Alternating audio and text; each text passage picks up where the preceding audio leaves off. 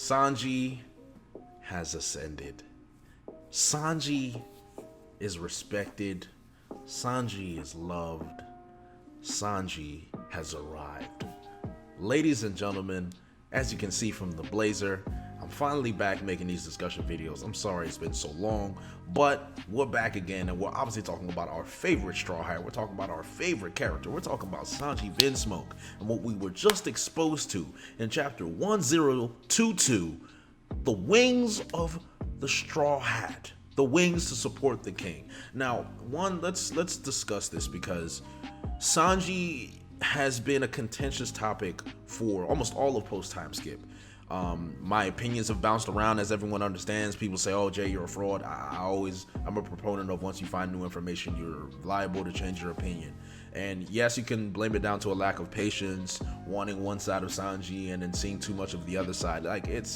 This is what being a fan is all about. Fans are volatile. Fans are not level-headed. Fans are never really level-headed. It's rare that you find a level-headed fan because fans will be level-headed at one moment, one bad thing happens, and they go off the rails. That's just the nature of being a fan, and I'm a huge fan of Sanji if you saw my live reaction. So I think one thing that's interesting here is the way Sanji's being highlighted in these last couple of chapters. But one, let's just revel in what we got.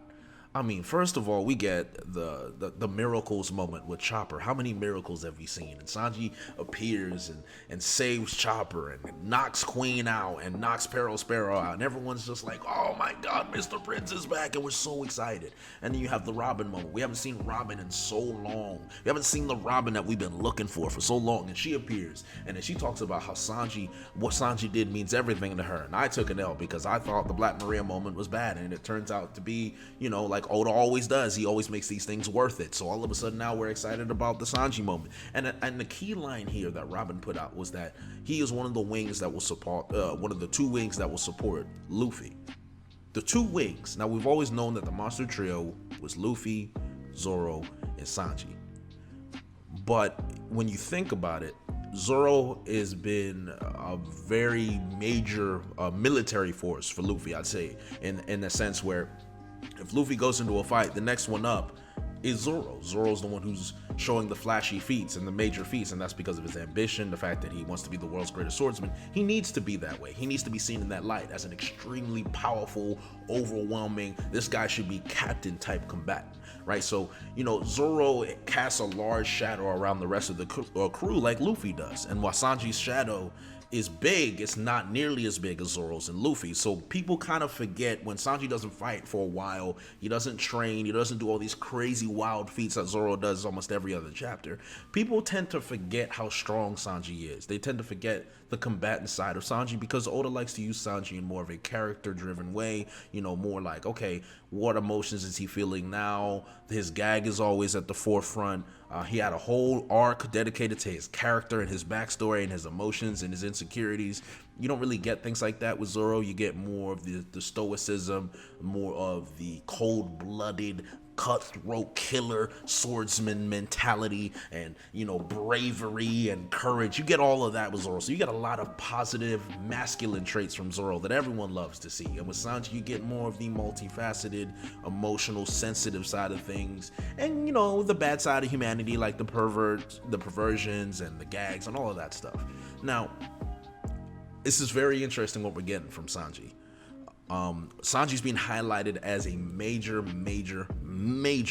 piece of the Straw Hats. We've always known he's a major piece, but when you really put it into perspective, Sanji kind of took a step back a little bit while Luffy and Zoro flourished, and Oda kind of pushed both of them to the forefront. Zoro went to the rooftop. He wounded Kaido. He blocked the ocean sovereignty. He cut the horn of Onigashima, and you're thinking, oh man, it's Rayleigh and Roger, and you have, Ben Beckman and Shanks, and you have these first commanders. So you normally think of these guys as like just a duo. You just think the dynamic duo is Luffy and Zoro.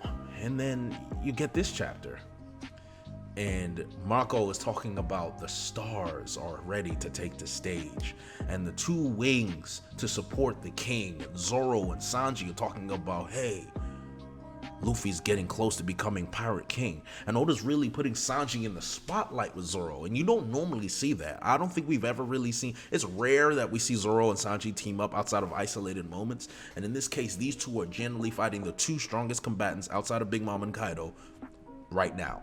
Obviously, you can say Marco, but take Marco out right now. These are the two strongest combatants that need to be taken down. Zoro and Sanji are taking them on right now, so this is very important. And the rhetoric Oda's been using for Sanji, like I've mentioned throughout this video, is really highlighting Sanji the combatant. And I think this is just a testament to how Oda likes to use Sanji, where he'll throw us the gags. There's nothing but gags in Fishman Island. Gags into Punk Hazard. Just nothing but gags. And then we get into Dressrosa. Still a little bit more gags, but then it's like, all right, well, it's time for the character of Sanji. That's why he called it the Year of Sanji. So then, the mid half of One Piece was all about Sanji's character and his growth and the Vinsmoke's tragic backstory, his makeup, his personality, what makes him him, who he is to the depth of his core. There's nothing to learn more about Sanji and his character. His character is complete. His character is complete. Now, other Straw Hats, other people will see the changes in Sanji as we, all the things that have changed within Sanji from Whole Cake, you'll see them from other characters' perspective, but in terms of developing Sanji, it's over. Whole Cake was developed Sanji, we're not going to get any more with that. So now I think we're seeing what happened with Whole Cake, with Robin, and Oda's already done his groundwork with Sanji from a character perspective. Now it's time for Oda to do his groundwork with Sanji the combatant. And this is where all the Mr. Prince fans are really about to start going insane, because I'm going insane. I'm excited. I listen. I'm gonna fanboy for a little bit, so please bear with me here. I think one of the coolest things about Sanji's fighting style, and I've watched Sanji versus Kurobi in All Park as many times as any other Sanji stan would. I watched the first Diablo Jambe against Jabra. I watched the Flambage shot in Whole Cake Island. I watched his fight versus Mr. 2, him against Virgo. I mean, party table kick course, anti-mana kick course. I've watched all of those over and over and over again. The tag team with Oars. I think just seeing Sanji fight is a joy. And I think when he used Mutton Shot, and I don't remember the last time Sanji used Mutton Shot. Maybe someone in the comment section can kind of highlight that to me, because the last time I remember Mutton Shot vividly was against Kurobi. And that was his finisher. So seeing Mutton Shot today was like, wow. I mean, you saw the reaction. I flew out of my chair. I just couldn't believe it, because it's just the way Sanji fights and the flashiness and the style and the technique and the poise.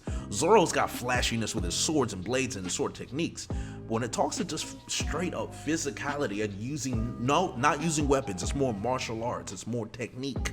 Sanji is so flashy. So when you really get to see Sanji at his peak, when Sanji's going all out, which we haven't seen, almost all post-time skip, we haven't seen Sanji go all out yet. Same thing with Zoro. I mean, we saw a lot of it now on the rooftop, but Sanji hasn't gone all out yet. So you see that, and he hasn't put the raid suit on yet. Guys, do you know what we're about to see? Oda's got the stage to really flesh out Sanji the combatant now. We're finally gonna see it. I mean, we haven't even seen Diablo Jambe in the raid suit. And if it's anything like the anime, bro, what are we about to see? I don't understand, because put it this way. One of the drawbacks for Sanji as well has been he gets hurt too much. He's always breaking a rib. He's always breaking a bone. He's cracking his shins. Whatever it is, Sanji's breaking down at some point.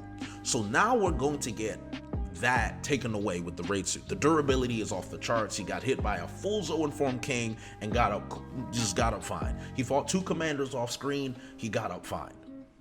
So Sanji right now, Oda's he's strengthening Sanji before our eyes. And I don't think a lot of people really thought Sanji would be capable of holding off 2 commanders off screen. Granted, again, it was off screen, but it's never really in your mindset to think Sanji can do that.